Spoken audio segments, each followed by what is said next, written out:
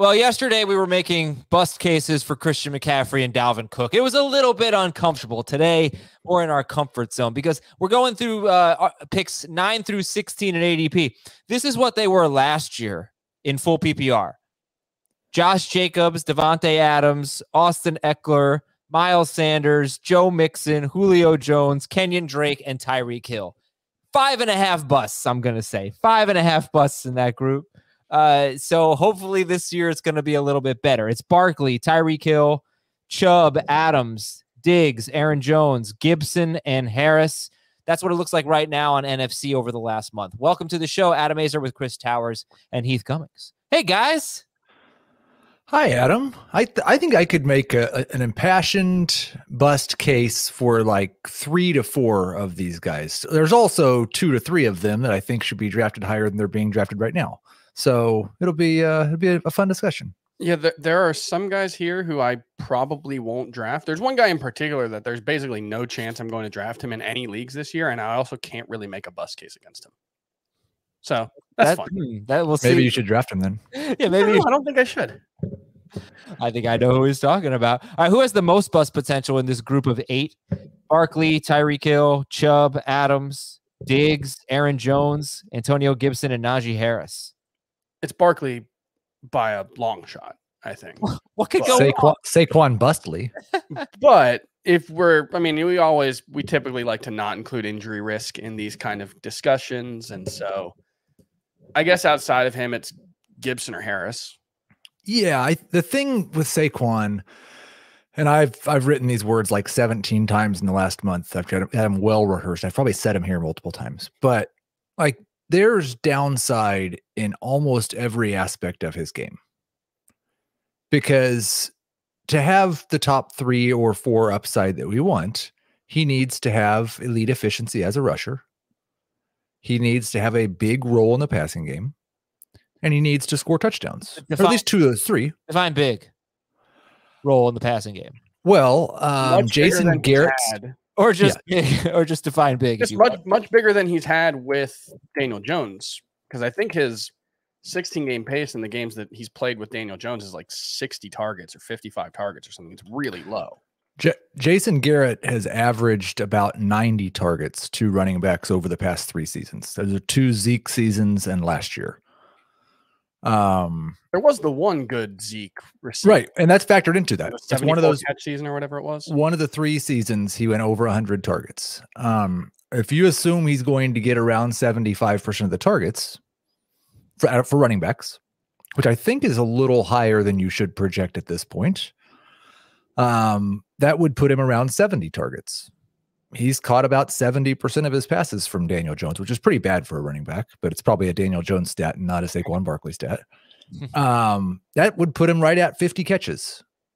Okay. If he's 50 catches, 400 receiving yards, and scores 2 or 3 touchdowns through the air, then he has to be a monster on the ground to have top 5 upside. Why? The numbers with Daniel Jones aren't quite as bad as I thought, by the way. It's 16-game pace is 64 catches, 584 yards, 3 touchdowns. But when we talk about him having Christian McCaffrey upside, we're talking about the 19 games he's played without Daniel Jones, where he's been on pace for 115 targets and 85 catches. Yeah, okay.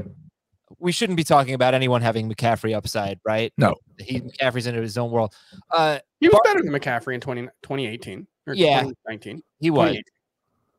They were basically tied, but I just don't think you should approach it that way. I don't think anyone's approaching it that way. He left 2 games early with Daniel Jones, right? So that factor that hurts his pace.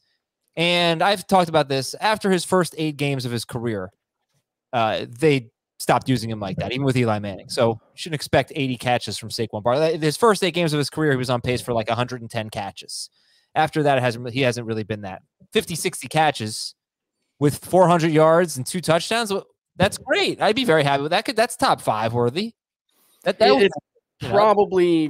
probably can be top 5 worthy. But if we're talking about, it's kind of like the Nick Chubb thing where Nick Chubb's the guy who I probably won't draft, even though I can't really make a bust case against him. It's more about the fact that it's just harder to see that 22 plus point per game upside. You know, the legitimate difference makers. When you talk about like the very best every year are usually in that 21 to 25. If you're Christian McCaffrey, 30 point per game upside. It's harder to get Barkley there if he's a 60 catch guy. Well, and that's only part of the equation for me. I mean, I think the combination of Jones and Garrett limits the receiving upside a little bit for me. The other thing that limits that is the fact they went and added Kenny Golladay. Yeah. So, and then you look at the rushing. He averaged 5 yards per carry as a rookie. He's averaged 4.4 yards per carry since. This is not a good offensive line. I don't really know that you should expect him to average much more than 4.5 yards per carry, if that. And we expect he's going to share the rushing workload at least early in the season with Devontae Booker. And we don't think this offense is going to score that many touchdowns. Yeah, there's a lot of working against Saquon Barkley. All right. The obvious pick for the most bust potential. And he's probably not going first in this group now. This ADP is a month old, but Joe Judge did say he's making progress. There are going to be a lot of Barkley believers out there. I mean, I see it in the comments. I see it in the emails. You know, you're too low on Saquon Barkley. I think people recognize the talent, but we don't know what he's going to be like coming off this very serious knee injury. And we'll keep track of. He's going to be an interesting one to track. He could get as high as, I would say, 5th, 6th, or he could fall out of the first round. Okay. So, all right, we'll continue that discussion in a bit. We got some news and notes for you. We also have a mock draft tonight on YouTube, youtube.com/fantasyfootball today. We'll see you there at 7 p.m. Eastern. We've got a value-based drafting episode tomorrow. We're putting Heath to work to help us explain it, give us some examples of how you could use value-based drafting to get a leg up. And most importantly, today we're kicking off the Draft Prepping for Charity Month supporting St. Jude. Throughout the month, we are having various eBay auctions supporting St. Jude, culminating in our Draftathon event on September 1st. So to start the month of August, everything in the eBay store right now is listed at $50. The Zoom calls with our experts, the team grades, the mock draft strategy reviews, custom smack talk videos. Those are always fun. I'm going to put the link to the items in the episode description. But this is an opportunity to give, first of all, to St. Jude and to get something back, get some fantasy advice, get some interaction with our experts, those types of things. We are really looking forward to raising a ton of money this year. Okay, guys, Carson Wentz is going to have foot surgery. He's out 5 to 12 weeks. It's Monday afternoon right now. We talked about this on the Monday morning show. But for the Tuesday audience, Chris and Heath, your thoughts on the Colts situation and really Jonathan Taylor. So right now, Jonathan Taylor or Saquon Barkley? Barkley. Barkley was my stopper. Like that was the point where I was able to stop dropping Jonathan Taylor in both formats. So I have both Barkley and Taylor in round 2 in full PPR now, and Taylor ahead of Barkley in both. This is a unusually wide potential range of outcomes for Carson Wentz, and as a result, the Colts offense, because if it's 5 weeks, he's back in week 1. And, you know, generally speaking, there's no concerns. I mean, it's a foot injury, so there's always the risk of a setback. But if he's back by week 1, we operate as we were before. If it's 12 weeks, you're talking about potentially November. Like you're potentially talking about missing the first 2 months of the season. And so the worst thing, you would almost rather it be 12 weeks than 5 to 12 weeks, just because, at least for me, uncertainty is worse than just outright bad news, because at least with bad news, you know how to you move forward. You could say, well, I can't take Jonathan Taylor in the first round. This might be one of the worst offenses in the NFL for the first 7 weeks. If it's Jacob Eason starting, I believe before they signed Brett Hundley, Zach Pascal had more pass attempts than all of the quarterbacks on the roster combined besides Carson Wentz. So I would almost rather get that confirmed bad news than have to try to figure out how to value Jonathan Taylor with this hanging over him. Because I think he'll still be good, but I think it's more like a high-end number 2 as long as Wentz is out. Okay, and you already heard from Heath in full PPR. He's got him in the second round, Jonathan Taylor. What about in half PPR? Probably 12, approximately. Okay. Half PPR, would you take Eckler or Taylor?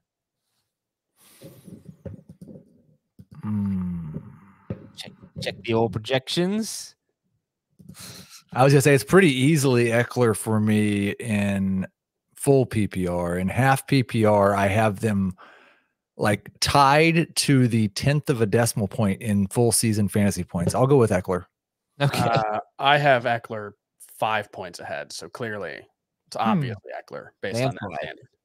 Davante Smith out 2 to 3 weeks with a sprained MCL. Jalen Reagor has also missed time in camp, and it's been an uneven camp for the quarterback, for Jalen Hurts. So, Chris, what do you think about the Eagles right now? Are you dropping Jalen Hurts in your rankings?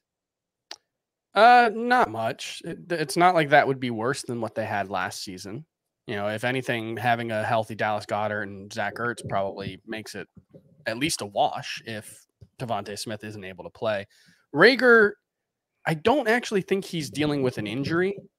I think the situation with him is he had something happen off the field and he wasn't able to, he wasn't physically or mentally ready to pass the conditioning test, is the way it's been termed. So yeah, I think he might be someone close to him passed. Yeah, so he might be, okay, and cleared to play soon, but it's certainly a concern for Davante Smith. Anytime a rookie's missing key parts of training camp, it can be hard to, we saw it with Jalen Reagor. It's hard to know what impact the injuries that he suffered last season had, but he had a shoulder injury in training camp and then that thumb injury in week 2. It makes it really hard to get off to a good start, and this might make it less likely that you can rely on Davante Smith in that, wide receiver 3, wide receiver 4 conversation to start the season. Yeah, I dropped Smith just right around 50 in PPR, right one spot behind Terrace Marshall, who's had the opposite, a very good start to camp.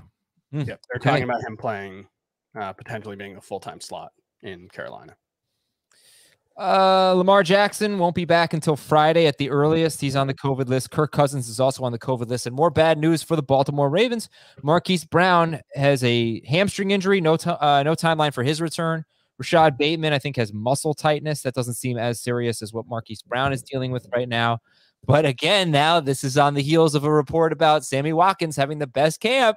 So, Heath, your thoughts on the Ravens' passing game right now? I don't want to draft anyone except for Lamar Jackson. I wonder because Mark Andrews. Well, yes, they were trying to make some changes this offseason and throwing the ball more and being more aggressive with the passing game. And it's obviously not good to miss this much time with your quarterback and your top 2 wide receivers, not your top 2 pass catchers. Mark Andrews is still a pretty easy 4th round pick for me. I like Marquise Brown slightly more than Bateman right now, but if Bateman got back in a couple of days and started getting good reports and Brown misses a couple of weeks, that could change. I haven't dropped Lamar Jackson at all yet. Yeah, I've got both Bateman and Brown in the 50 to 60 range.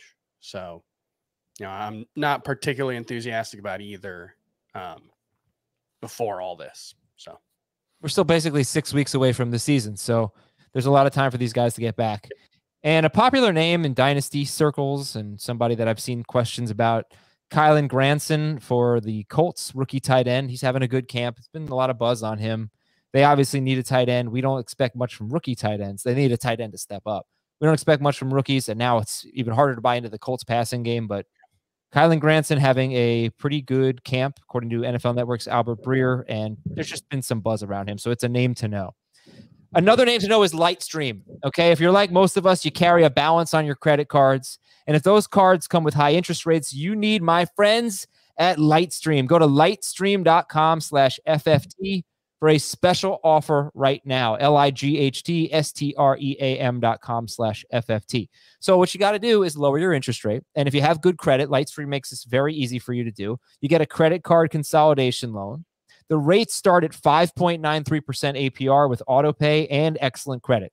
So Lightstream basically believes that people with good credit deserve a better loan experience. That's exactly what they deliver. You can get a loan from $5,000 to $100,000. There are no fees, absolutely no fees, and you can even get your money as soon as the day you apply. It gets even better if you're listening to this podcast. Not only are you going to win your fantasy league, you're going to get a great offer on lightstream.com/FFT. Apply now to get a special interest rate discount to save even more. The only way to get it is at lightstream.com/FFT. lightstream.com/FFT. Subject to credit approval. Rates range from 5.93% APR to 19.99% APR and include a 0.5% auto pay discount. Lowest rate requires excellent credit. Terms and conditions apply and offers are subject to change without notice. Visit lightstream.com/FFT for more information. Well, Lightstream's not a bust, but everyone else is a bust this week. All right, everyone is a bust part 2, picks 9 through 16. So Saquon Barkley is first up. We covered him extensively. Is there anything else? Okay, you know what? I'll play a little counter. I'll be pro Barkley. You know, I know you're uncomfortable with this. I'll try my best. It's just a good, in terms of Jason Garrett, it's a good offensive coordinator for running backs. He likes to punch it in near the goal line. So we saw a stretch. Hold on. This is a good stat. I think Giants running backs had 22 carries inside the 10 last year, and Giants quarterbacks had 26 pass attempts inside the 10. So well, I mean, that's very balanced, and they don't throw a lot there. They run a lot. Ezekiel Elliott's been a good touchdown producer. So yeah, we saw it with Wayne Gallman. So right, Wayne Gallman had that 5-game stretch with 6 touchdowns in 5 games. Yeah, so that could compensate for the potentially bad offense. They were horrible last year, but they were like 18th, 19th the 2 years before that. I guess the thing we didn't really get into, Heath touched on it briefly at the top, but what if he's just not Saquon Barkley? Like that's also, it's not like Heath said at the top, it's risk stacked on risk, stacked on risk. It's 1, is he healthy and can he stay healthy? 2, can he perform like he was before he was healthy? I'm starting to have real concerns about that. And then 3, is this an offense that's good enough to make him an elite running back? I think you have significant questions about all 3 at this point. And I don't want to say Jason Garrett's offenses are not good for running backs, but running backs have averaged 12 total touchdowns per year the past 3 seasons combined in Jason Garrett's offenses. That's rush plus receiving touchdowns. That's not a very good number. No. And part of that for 2 years, I mean, it's 2 years of Dak scoring 6 rushing touchdowns. And then it's last year of just the Giants being awful. Yeah, but I guess at least the running back receiving touchdowns are 2, 3, and 2 over the past 3 seasons. The rushing touchdowns are 10, 7, and 12. If they had 12 touchdowns, I would think Barkley would probably get 10 of them. You know? I don't right now. Yeah. Okay. Yeah, God, this offense was impossibly, like, I knew it was bad, but then like when you actually like look at it again, you see they had 12 touchdowns passing and 33,000 yards. Yeah, horrible. That's impossible. Well, and you look at how many more points and yards the Cowboys started producing as soon as Kellen Moore took over as offensive coordinator. Yeah. Yeah, but you know, the Giants, they're not going to have a great offense, but they were a lot better in 2019. And Daniel Jones was the quarterback for most of those games. Yeah. 19th in scoring that year.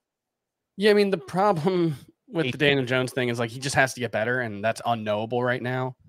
He could. But in his 2 seasons as a starter, they've basically had like 5 good offensive games. So remember, he had what, the 4 games with, was it 4 games with 4 touchdowns as a rookie? And outside of that, he was pretty terrible. And last season, obviously, very bad. So it's hard to get optimistic about this offense. I think Kenny Golladay helps, but I think we kind of want to make the Stefon Diggs comparison. Kenny Golladay is a very, very different type of receiver than Stefon Diggs. And that's not necessarily a knock against Kenny Golladay. I think Stefon Diggs has proven he's one of the 5 or 8 best wide receivers in the NFL. But Galladay's not that true number 1 alpha wide receiver. He's a guy who can stretch the field, make big plays, but you know, he's more like a 1A, and I'm not sure they have a 1B. Yeah. So I talked about this with Jonathan Taylor. Can a running back be great for fantasy, top 5 for fantasy on a bad offense? And the simplest answer is yes, if they're involved in the passing game, at least in full PPR. And Taylor, that's a big question mark. And we talked about it already with Barkley. You know what? I think we've covered Barkley enough. Let's go to Tyreek Hill. So he is 10th in ADP. Somebody make a bust case for Tyreek Hill. I am glad that we spent so much time on Saquon Barkley because I cannot imagine that we're going to be able to come up with very many scenarios. And I mean, there's obviously the injury to Patrick Mahomes. Yeah. There's unfortunately probably a greater suspension chance. But than most players. But it still seems really pretty low. I can't I could make an argument that him being drafted as the number 1 wide receiver, he could finish as the number 6 wide receiver. And then maybe you say he's a bust because that happened. Like he has some bad touchdown variance this year and misses a game or two and but I don't know. Yeah. I think the case against drafting him as the number 1 wide receiver is Davante Adams is better. And because of his style of play, because he's a relatively low target guy for a number 1 wide receiver, and because he's a relatively low catch rate guy for a number 1 wide receiver, he's prone to more variance, both week to week and season to season than someone like Davante Adams, or we assume DeAndre Hopkins when he doesn't have terrible quarterback play. But it's hard to make that case. You know, he's like Heath said, I think the floor is really, really high because of that offense, because of his place in it. The concern is maybe that he just doesn't have that, like, he's probably not going to have the kind of season Davante Adams had last season. That's probably off the table. Yeah, he's a low catch guy for the elite wide receivers. He's never had 90. His 16 game pace, highest 16 game pace, I think was 93 catches, and that's almost never going to get you number 1 wide receiver in full PPR. There's just going to be too many guys who have like 105 or more games, but it could get you number 2. We saw that. Well, and like the thing is, it's if you're going to be a guy who is a lower target guy than average, it would be nice if you were arguably the most efficient wide receiver in NFL history. Yeah. And that's basically what he is. If you want to set a threshold at like 500 targets for a career, he's 9.8 yards per target and scores once every 8 targets. Nobody does that. He had almost 40% of Mahomes' touchdowns last season. So, you know, he had 15 receiving. He's not going to be as good as he was last season. Yeah. Okay. You know what? It is funny because last year he was at 87, 12, 76, and 15. His 3-year, 16-game pace is 86, 13, 45, and 13. That was 15 games he did in last year. Right. Oh, that's including last season. Okay. His 3 years before that were 82, 13, 10. Yeah. There was a leap from 2017 to 2018 for sure. Yeah, that was when Mahomes took over. All right, Tyreek Hill's awesome, and especially in non-PPR. I mean, you talk about safe and non-PPR when the catches don't matter. He's just tremendous. He's a touchdown producer. Okay, next up is Nick Chubb. So Chris was alluding to a running back who he is probably not going to draft, but he thinks can't really make a bust case for. But I find that interesting because I think you can easily make a bust case for Nick Chubb. He might have 15 catches this year, 20. That's low. 20 catches. I know that's not good in PPR, and it would come down to touchdowns. But what did you mean when you said that about Chubb earlier? Like there's no outcome in which Nick Chubb stays healthy and he's not at least a high end number 2 running back. I think he's going to get too much work. They're going to rely too heavily on him. But like a stat that I posted in our Slack channel the other day, over the last 2 seasons, Deontay Johnson has as many games with 20 plus PPR points as Nick Chubb. Nick Chubb kind of lives in the 15 to 20 range a lot of the time. And that's really, really good. I think he has a high weekly floor because of the role that he has.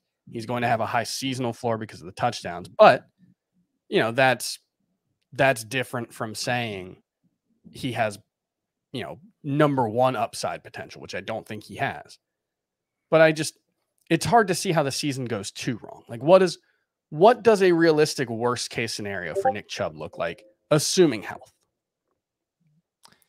Well, I think you can start with do you remember how, and he was unlucky for part of it, but his final 6 games of 2019 after Kareem Hunt joined the team, that was probably his worst stretch, other than like before he became a starter. And he was on pace for about 1,288 rushing yards, and he's on pace for 5 touchdowns over a 16-game season. But still, that's almost 1,300 yards rushing. And 22 catches he was on pace for in those games. Hunt had a bigger role in the passing game. I mean, he was on pace for 74 catches in those games. That's why we thought Hunt would be, I think, more involved in the passing game last year than he was. But it's not like last year Hunt was less involved and Chubb was more involved. Chubb has 1 game since Kareem Hunt joined the team with more than 3 targets. Yeah. Well, I think that was the game where all the receivers had COVID. He had 4 and 5 in the 2 playoff games last season as well. But yeah, like it just, I think with this class of running back, and I would throw Derrick Henry, I would throw Josh Jacobs, I would throw J.K. Dobbins in there, all in various levels of greatness. The argument for them is just that there just aren't that many ways they can go wrong. Like Heath, what you said, his worst stretch was after Kareem Hunt joined the team, and it was still 1,300 yards, and it was only 5 touchdown pace, you said? Yeah, he only scored 2 touchdowns in 6 games. Yeah, like I guess he could have a 5 touchdown season, but it's hard to see Nick Chubb getting 250 carries and scoring 5 touchdowns. That doesn't just seem like a worst case scenario. That seems well below the worst case scenario. So it's just because he's going to get those 15 carries plus every week.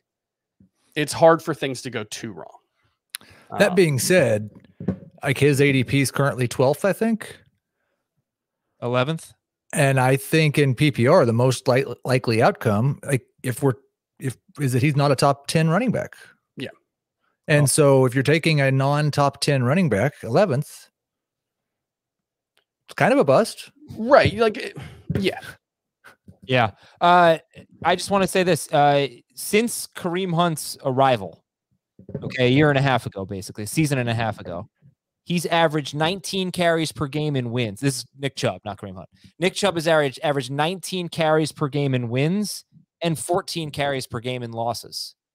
So that brings up a little downside. We all expect the Ravens to be, or the Browns to be really good. But what if they're not? That's something to consider. Okay. He has been he's super safe in non-PPR, but you're not going to get a ton of catches. So he's such a great player. Yeah, when I talk about that class of players, it's something I said before the podcast, but Derrick Henry last season had basically the best rushing season, the best rushing season a running back could have. He had the 5th most rushing yards ever, and he had the 4th most rush touchdowns in a season over the last 10 years. It's hard to realistically have a better season than Derrick Henry had. And he was awesome. Number 3 running back. It was the 32nd best running back season in PPR points per game over the last decade. That's amazing. It is. But when you're talking about like that is the very, very, very best version of what a Nick Chubb, a Derrick Henry, a J.K. Dobbins, a Josh Jacobs can do, I think that highlights what should be the case against them, which is that you need things to go incredibly, incredibly right for them to be truly elite fantasy running backs. And if I'm drafting at the 1-2 turn, I'm not satisfied with someone who I think probably has like top 8 upside. I want someone who could realistically break into that top 3. This is strictly for full PPR. Obviously, he's got sure, or even half PPR. I think it's mostly relevant. But yeah, non PPR, it's certainly different. Yeah, well, we should all play half PPR. Okay, Davante Adams is next. If you thought Tyreek Hill was tough, first of all, Davante Adams is probably not going behind Tyreek Hill anymore now that Aaron Rodgers is back. He'd be better if he were Adam Rodgers personally, but I think. But this is a tough bust case to make. Anybody want to give it a shot with Davante Adams? He is really, really reliant on volume in a way that some of the other elite wide receivers aren't. He's usually in the 8 yards per target range. Last season, he was at 9.2. So if he returns to the 8 yards per target range, and let's say the Packers only throw the ball to him 9 times a game instead of 11, you can probably see a scenario where if there's some bad touchdown regression, maybe he has 1,100 yards and 7 touchdowns on 90 catches, and he's just like a good RB or wide receiver 2. That's probably the downside. I don't know how that's good. But that's still a must-start player. Yeah. And that's with everything going against him. Okay. Yeah. All right. That's a worst case scenario then. Yeah, look, they added Amari Rodgers. They brought back Randall Cobb. Maybe the other young receivers take a step forward. Is target share even a little bit of a concern, Heath? Not really. Like it could drop, but it could drop by 3 points and it still might lead the league in target range. Like I think what would have to happen is the Packers defense plays really well. They go more run heavy and he sees a drop in target share because Amari Rodgers is as good as you think he is, Adam. And Randall Cobb provides a security blanket. And so the target share falls to 28%. And they have one of those weird years where they go 15-2 and only throw 520 passes. And he has poor touchdown luck. Going 15-2 would be a weird year. Why? Well, it's going to happen with some, 17 games now. Well, 2019 was not a good year for Davante Adams. He did miss some time, but even per game, I'm not sure if he cracked the top 5 or so, which was terrible, right? But Aaron Rodgers threw for 4,000 yards and 26 touchdowns. He was number 5 in points per game, 17.7. His pace in 2019 was actually pretty damn stellar, except for the touchdowns. It was 170 targets, 111 catches, 1,329 yards, and 7 touchdowns. That's a really good year, except the touchdowns were low. So I guess that's the thing. Like Aaron Rodgers had this massive touchdown season last year. He had 48. And he had a combined 51 in the 2 previous seasons. Both were full seasons. So if I guess that's it, right? I mean, if the touchdowns go down to 25 for Aaron Rodgers, or I guess give him a couple more for 17 games. But Davante Adams had 13 touchdowns when Aaron Rodgers had 25 in 2018. Yeah. All right. He's great. Let's move on. Next one here. By the way, would you take Rodgers or Kelsey? Adams or Kelsey, you mean? Sorry. Amari Rodgers or Travis Kelsey? Adams or Kelsey? I would take Kelsey, but I think they're top 6 picks now. I think they should be top 6 overall picks in PPR. I would take Adams. Would you take Zeke or Adams? Zeke. Okay. All right. Stefon Diggs is up. Stefon Diggs ADP is 13th. And he was obviously tremendous last year. He led the NFL in receiving. Who's making the bust case against Stefon Diggs? This one's at least easier than Adams or Hill. You could see some, like we all expect at least a little bit of regression in terms of passing efficiency from Josh Allen. And so it wouldn't be all that surprising if Stefon Diggs, who caught 77% of his targets last year, only caught, say, 67, 68% like he had the 3 years prior. And if his yards per target dropped a little bit from the 9.2 it was at last year, he's never, like he's had 1 year where he had a really, 2 years where he had a really good touchdown rate.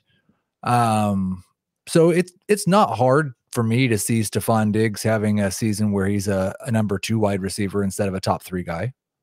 Yeah, I think that the downside with him is just that Josh Allen regresses in a big way, which doesn't seem likely given how good he was last season. But like if Josh Allen does drop from being one of the 3 best passers in the NFL like he was last season to like 15 to 18, given that it seems like Emmanuel Sanders is going to have a pretty healthy role, we expect more of Gabriel Davis this season. Cole Beasley obviously has been a high target share guy for a number 2/number 3.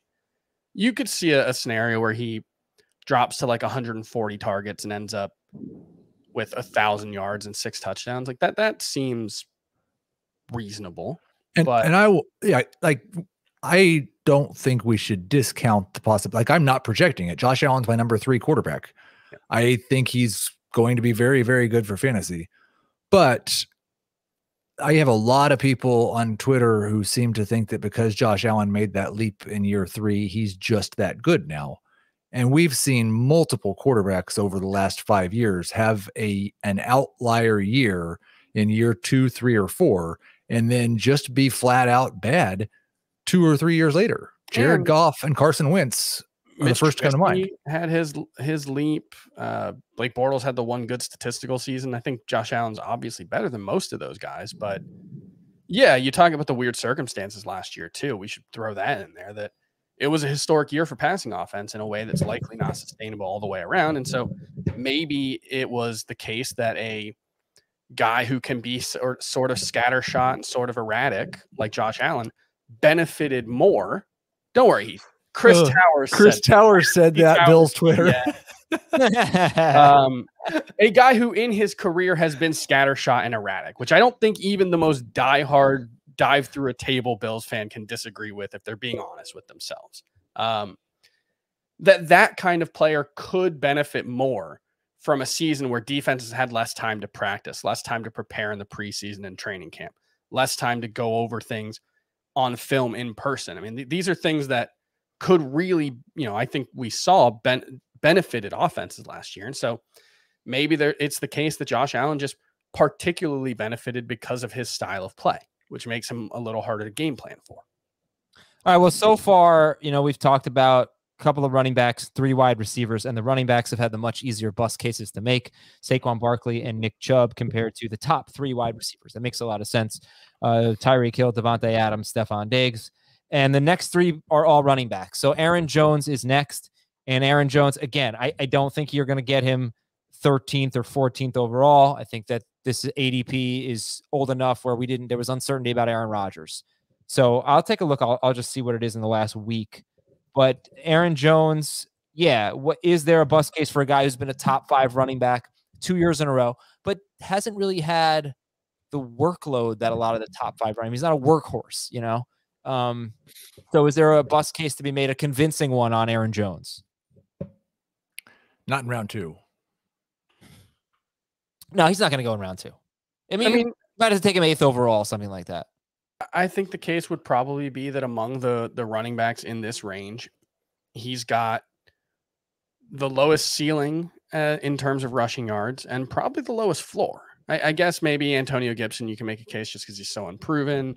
You can make the same case for Najee Harris. But among the first round running backs, there aren't a lot of guys who could realistically have an under 1,000 yard season without an injury. And I could see that happening with Aaron Jones. I could see rushing yards, you mean? Yeah. I could see AJ Dillon taking on a couple extra carries, Aaron Jones dropping to like 13 carries per game, and then him going back to 2019 efficiency where he was 4.6 yards per carry.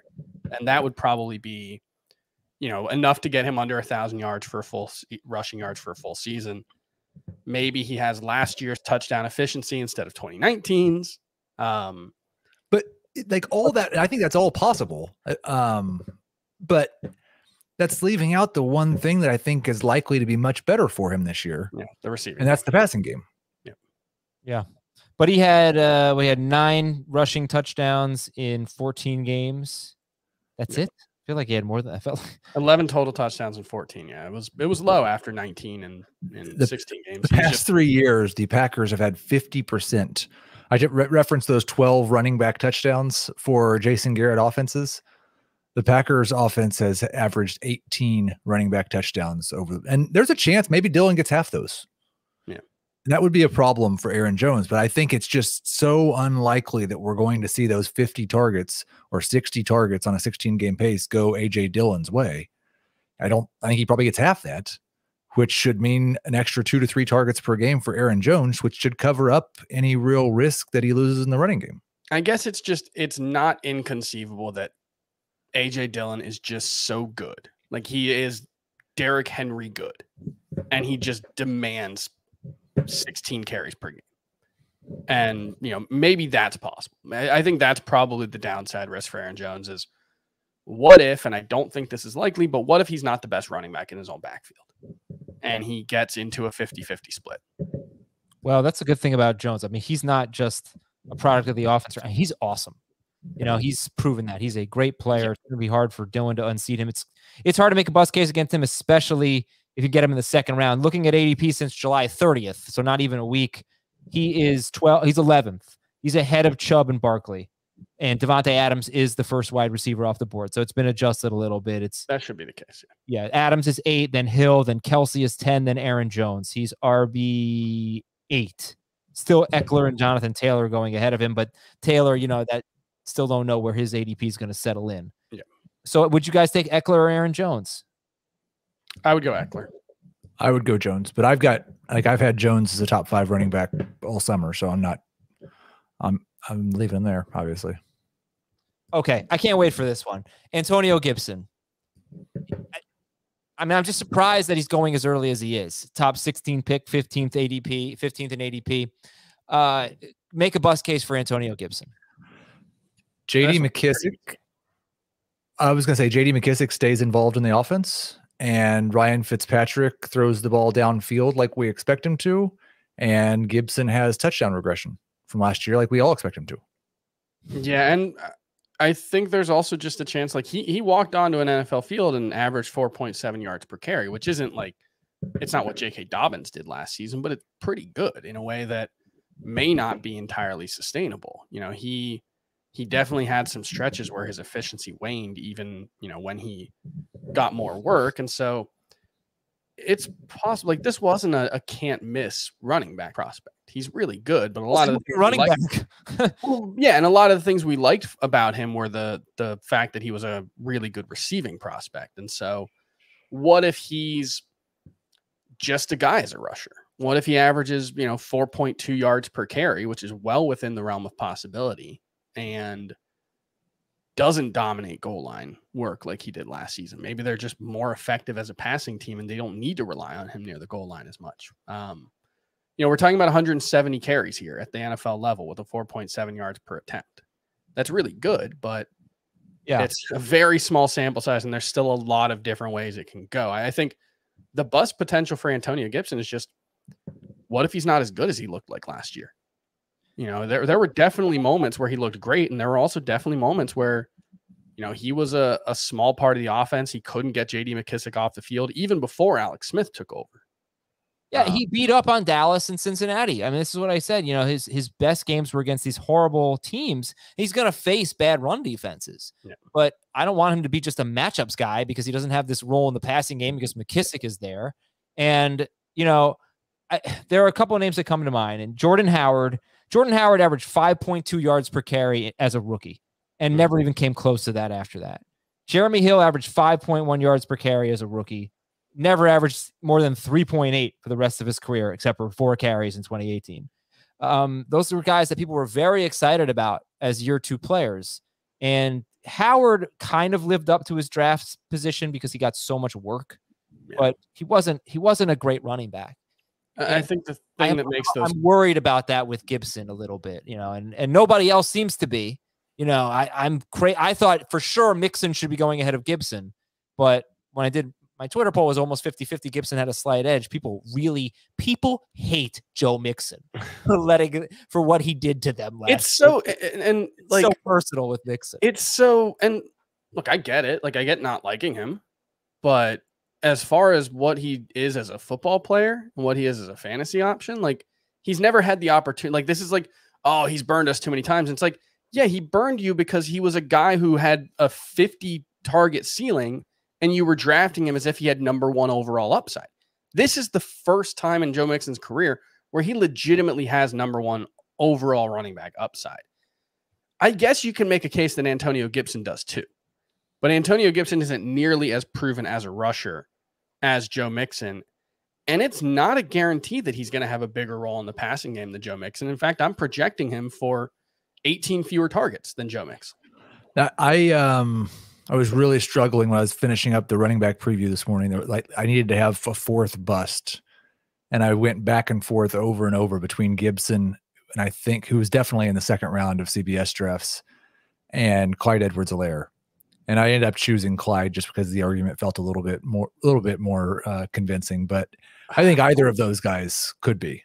But isn't the argument basically just that you think Clyde Edwards-Helaire is a worse player? Yeah. Taking the talent out of it, Edwards-Helaire's in a better situation. I don't know that there are as many running back opportunities available to him as there are in a Ron Rivera, Scott Turner offense. Like that was the McCaffrey role. And then last year, Gibson and McKissick had a bazillion touches. Yeah, so, Alex Smith kind of throws it off just because we don't know what that offense would have looked like if they had, I don't want to be mean, but a quarterback who was willing to throw the ball more than 5 yards. And Alex Smith was part of the reason that running back saw so many targets in the Andy Reid offense early in Kansas City. Like there's a connection there. That hasn't happened since Mahomes took over. Yeah, that's fair. All right, last one is Najee Harris. Is the bust case for Najee Harris just the offensive line? Is that the only thing that would hold him back? We don't know who he is. That's Najee. He's not Najee. That's one thing we know. Yeah, but he's never played at the NFL level. We don't know. Like we assume he's very, very good, but we assumed Clyde Edwards-Helaire going in the first round meant that he was very good last year and that he was going to be a really good fantasy option. Pittsburgh has been a very good offense for running backs in the past, but this is a very different offense than it was at the peak of Le'Veon Bell's success. That's all of the talk coming out of Pittsburgh camp is how different this offense is. You know, well, yeah. And so you're not going to have probably the same passing game role for Najee Harris that you did with Le'Veon Bell. And I think that goes without saying. I don't know if anybody's expecting him to be a 100-catch guy, but I have real concerns about this offense. Ben Roethlisberger is going to be playing under center, like significant snaps for the first time in a decade, probably. They are asking him to like move around in the pocket more.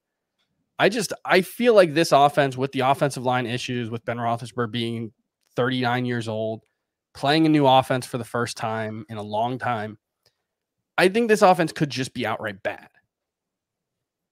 Well, the other thing I'll add, and it is going to be a different offense, so this might not matter at all, but last year it was a different offense for running backs.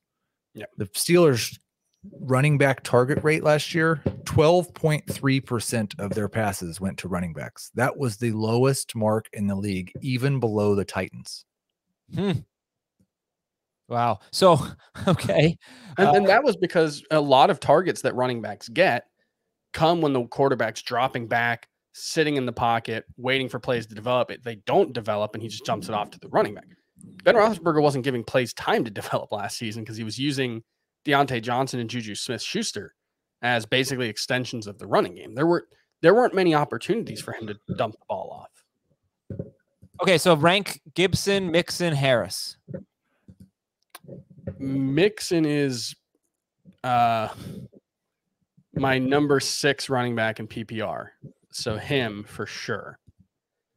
And then I have Harris ahead of Gibson. Yeah, I've got Mixon, then Harris. I got Mixon at 8, Harris at 14, Gibson at 16. Mixon 8. Okay. All right. It's good stuff. We'll take a quick break here on Fantasy Football Today. When we come back, your emails, fantasyfootball@cbsi.com. Let's take a little journey over to the inbox. I did not put any emails in the show notes. Fantasyfootball@cbsi.com. We're just going to pick them at random. Ready? Here we go. I love it when we do this. It always results in such great emails. Mark says, Dear Noah, Lawrence, Story, and Hoffman. Trevor's. Yeah. I always start off slow in my 12-team half PPR league every year, and I want to avoid that. Yeah, let's avoid that. I have the 7th pick. I want to go running back, wide receiver with my first 2 picks, but the running backs available to me in round 1 all seem to have a tough schedule to start the season. Can you tell me a running back that I should target, or should I pivot to Kelsey, Hill, or Adams instead and hope for Eckler, Mixon, CEH, or Najee in round 2? I don't have an answer to the original question, but don't let early season schedule impact your first round pick. Yeah, for sure. If a player in the first round is being impacted by an early season schedule, you probably made the wrong pick anyway. And I can tell you some, like I would not, and I don't think it's a bad idea at all to have your goal to be just get off to a fast start and we'll figure the rest out later. There's so much turnover in fantasy rosters as it is. That kind of makes a little bit of sense. I would be avoiding Saquon in that scenario. I'd be less interested in drafting Jonathan Taylor in that scenario. I'd be less interested in drafting rookies if I wanted to avoid a slow start. I would probably be looking to start with Kelsey or Davante Adams or Tyreek Hill personally. I mean, honestly, you could make a case that if you really just want to focus on getting off to a fast start and worry about everything else later, 0 RB is a really good way to do that, because you can stack your tight end, running back, or wide receiver and quarterback positions and get Raheem Mostert and Melvin Gordon in the 6th and 8th round. And at least like those guys are going to be starters early on in the season. You might not have a starter between the two of them by week 6, but at the very least, like, those guys are going to be there early on. All right. Next question is from Cameron, from a city in Utah with the same name as a Washington football team player. I like that. That's fun. I stayed in St. George, Utah, I believe. That's probably not it. No.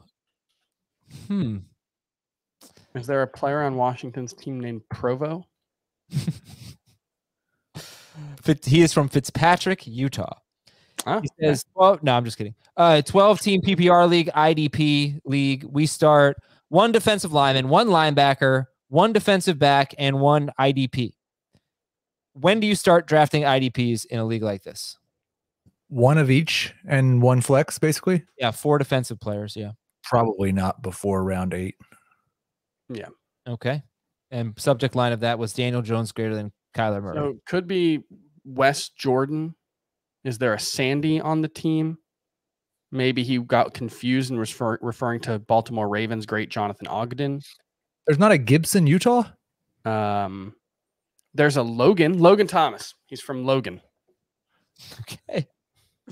All right. So from Travis DeStart, I know you're really high on Kelsey this year, but seems like it's mainly in a PPR league. In a 10-team standard scoring league with the 9th pick, would you go with Kelsey or a running back? 9th pick, not Kelsey. 9th pick. I think Kelsey's still in play there. I'm not like, let me see my non-PPR rankings. Yeah, I guess you'd probably want, like, I've got a top 9 that sort of peters off after Joe Mixon in non-PPR. And so I guess you can make a case that, like, if Aaron Jones, Joe Mixon, Nick Chubb are there, Ezekiel Elliott, then maybe you just go with one of them. That's probably the right play. My top 7 are running backs, assuming those 7 were the first 7 picks, which seems unlikely because Taylor and Barkley aren't in that group. I would take Tyreek Hill, and if he wasn't there, then I'd take Kelsey. Okay, Paul wants to know if he should, Paul from Sarasota, if he should take Cortland Sutton or Jamar Chase. Chase for me. I think the podcast, Cortland Sutton has fallen out of favor with the podcast.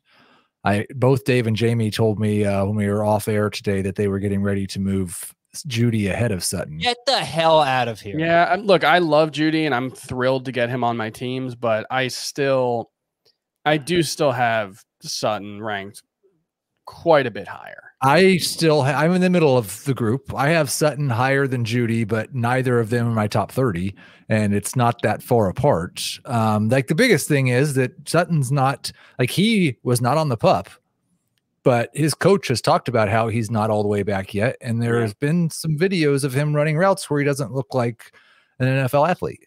And Judy might just be a lot better than him. That's Judy's might be a top 5 route runner in the NFL. And this is not like putting Lamb ahead of Cooper, but no, I get it if it's a health thing, if it's an injury thing. All right. I get it. One of my bold predictions for this year is definitely going to be that Jerry Jeudy is a top 12 wide receiver next year, though. I already know that's not a prediction. Aaron Rodgers by then. You'd love to see it. All right. Last email is from Dakota from the Music City. I have the 5th pick in a half PPR league. Now that Aaron Rodgers is back, why shouldn't I take Davante Adams 5th overall? Because catches only count for half a point, not a full point. Yeah. In a full PPR, you can definitely take Davante Adams 1st overall. 5th overall. 5th overall, sorry. Okay, let me just see last year how many points Adams scored in half PPR. We'll do a little exercise right now to finish the show. I will guarantee you he scored more than the 5th running back. He scored 303, which would have He made averaged 21.6 per game. That's better than all but 3 running backs. Okay, yeah, I was getting to that. He scored 303 points. That was better than all but 3 running backs. And not only that, he scored 303. RB4 scored 238 points. So he slaughtered RB4. But he's going to have that huge season again to justify a top 5 pick probably. So you could take him, I guess, but Kelsey or Adams, half PPR? Adams. Aaron Jones. Aaron Jones. Great call. Thanks to Heath and Chris. Thanks to all of you for listening and for emailing at fantasyfootball@cbsi.com. Tomorrow, we tackle value-based drafting and look at some NFL props and futures as well, as RJ White will join the show. Keep sending in your emails, and we've got a quarterback preview on Thursday and a tight end preview on Friday. Oh, my goodness. It is starting. All right, we will talk to you tomorrow on Fantasy